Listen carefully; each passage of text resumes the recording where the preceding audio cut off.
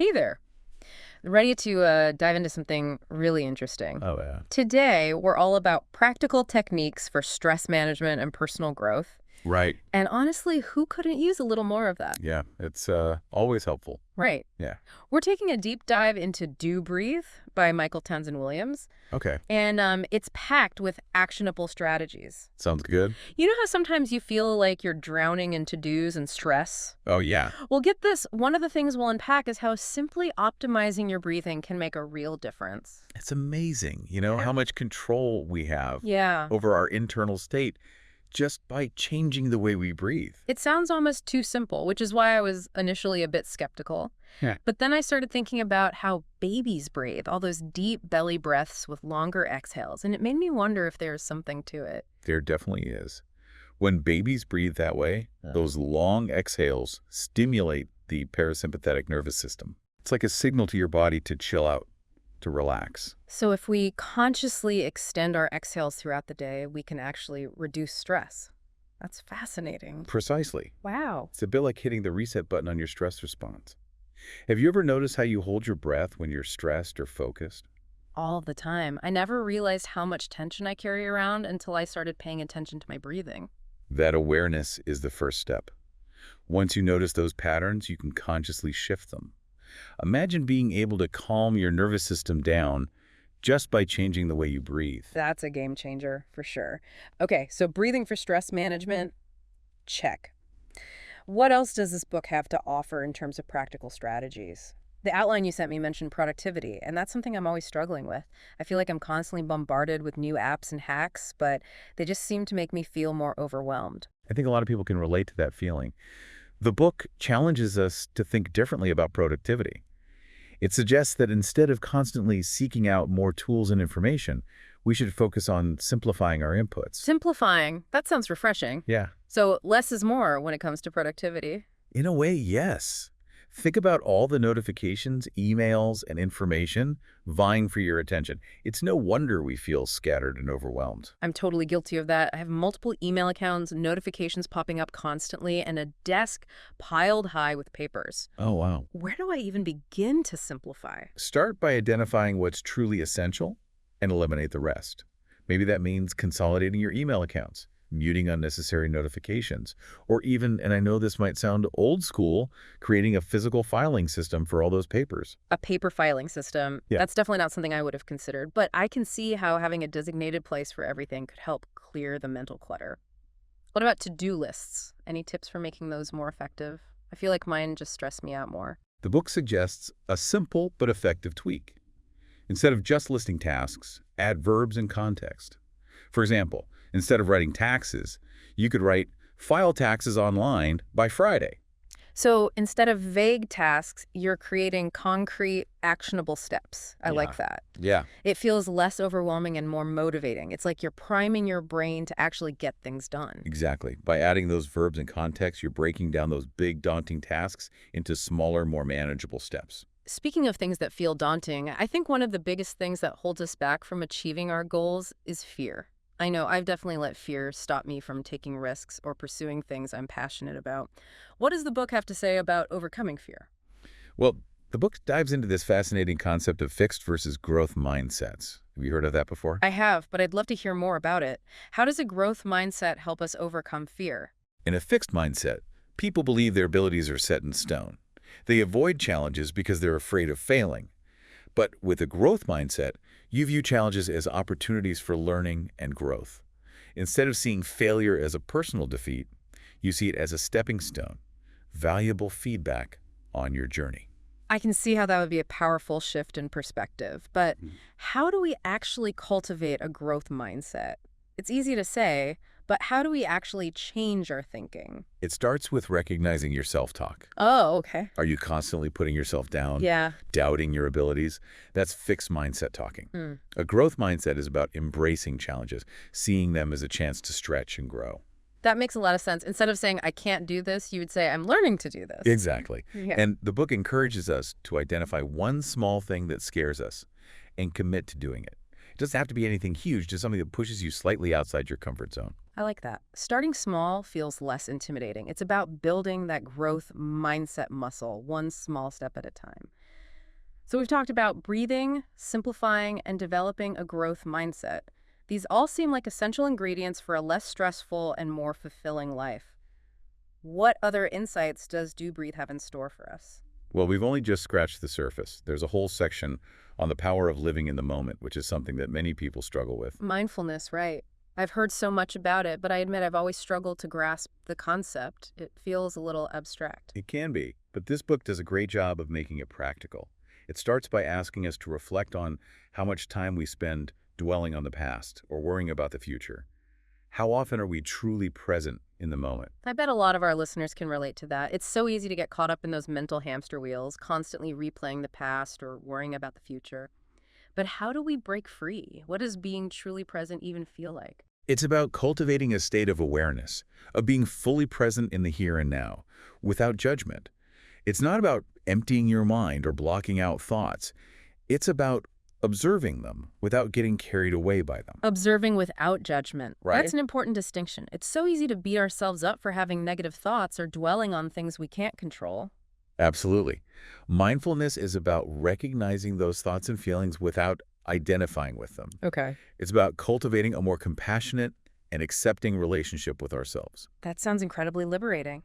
But how do we actually practice mindfulness? Does the book offer any specific techniques? It suggests starting with sensory awareness, really tuning into our senses, like savoring a piece of fruit or noticing the sensations of our breath. Those are great examples of bringing mindfulness into everyday moments. It's not about having to carve out hours for meditation. It's about finding those little pockets of awareness throughout the day. Exactly. And those small moments of mindfulness can have a ripple effect, gradually transforming how we approach our entire day. This is all so insightful. We've covered so much ground already: breathing techniques, the power of simplifying, cultivating a growth mindset, and now mindfulness. And it all seems so interconnected. It is. The book emphasizes the interconnectedness of our well-being. Yeah. It's not about focusing on just one aspect.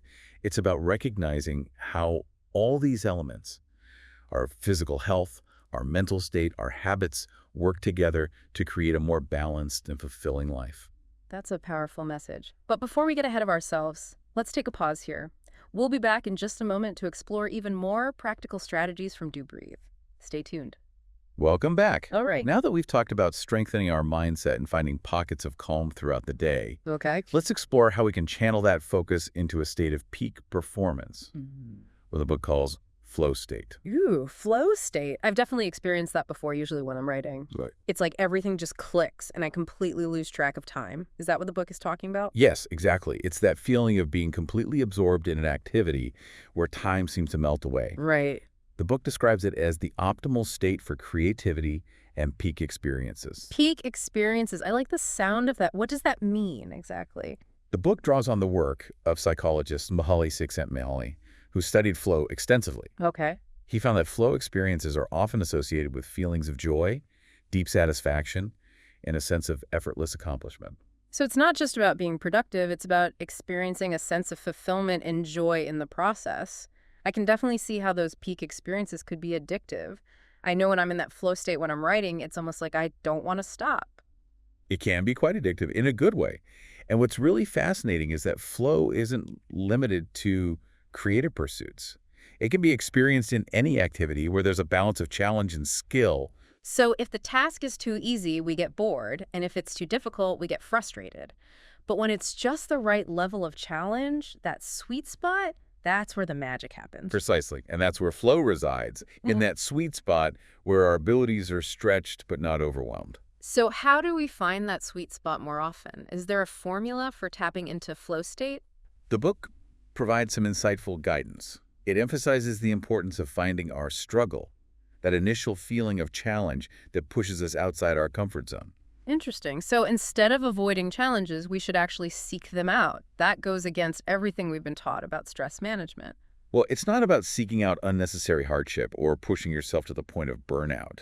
It's about recognizing that growth and mastery come from embracing challenges, from pushing ourselves just beyond our current capabilities. That makes sense, but it also sounds a bit intimidating. What if I take on a challenge and fail miserably? That's where the growth mindset comes in. Remember, failure is just feedback. It's an opportunity to learn and adjust.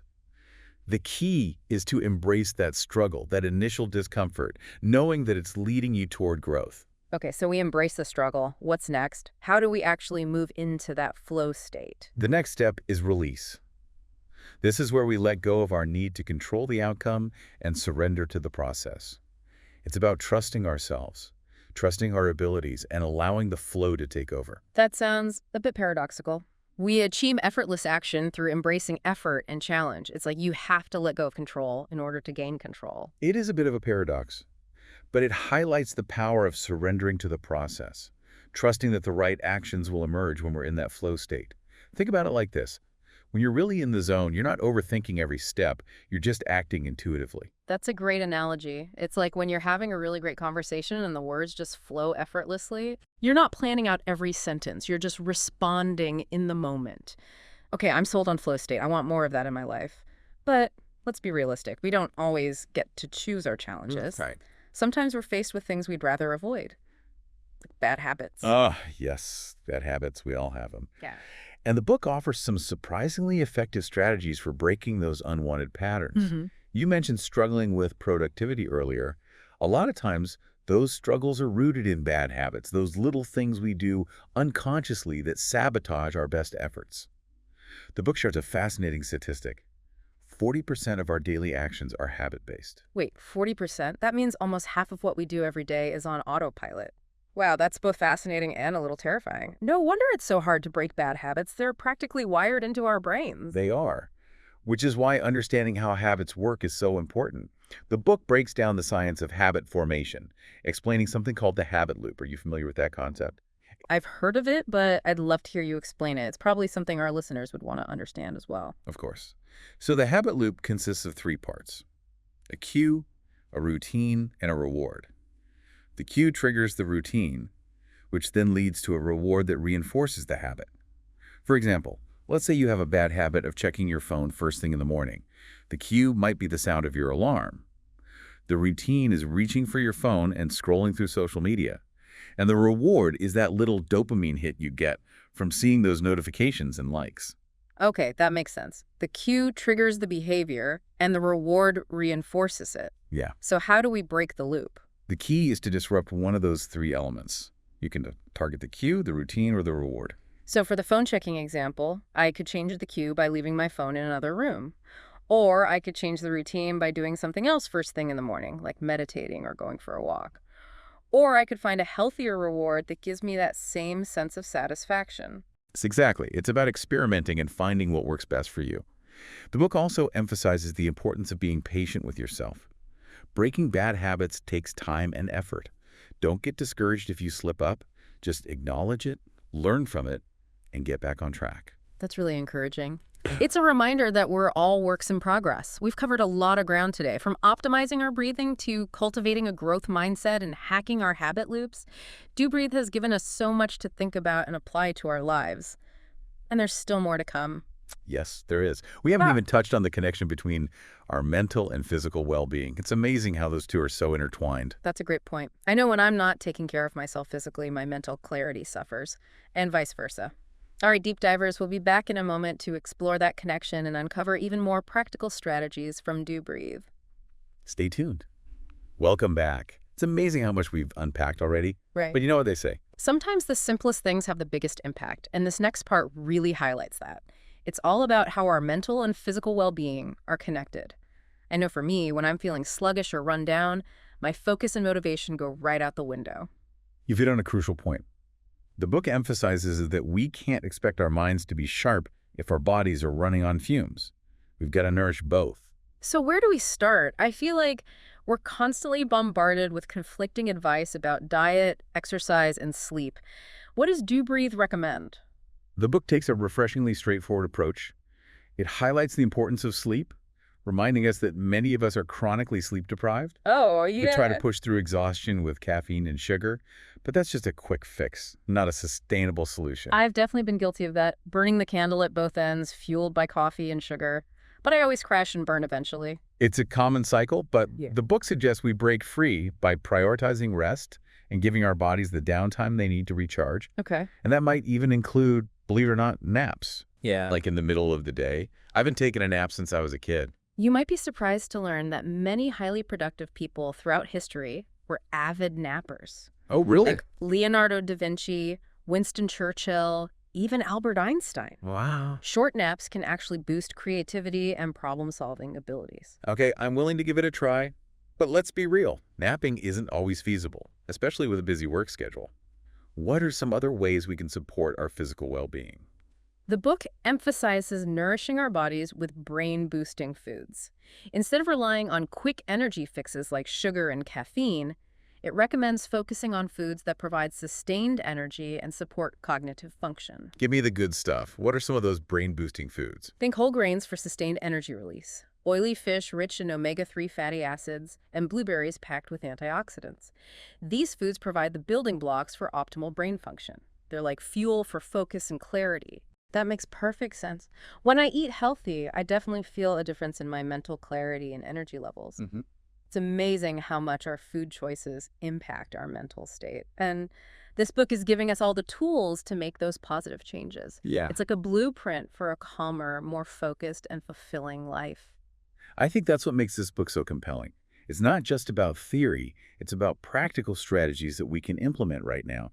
It empowers us to take control of our well-being in simple yet profound ways. And as we wrap up this deep dive into Do Breathe, Okay. what's one key takeaway you hope our listener will remember? I'd say it's the power of awareness.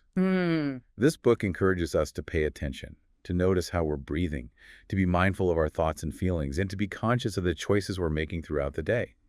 That awareness is the foundation for lasting change. Beautifully said. And I'd add that it's also about embracing simplicity. In a world that's constantly pushing us to do more, be more, achieve more, this book reminds us that sometimes the simplest solutions are the most effective.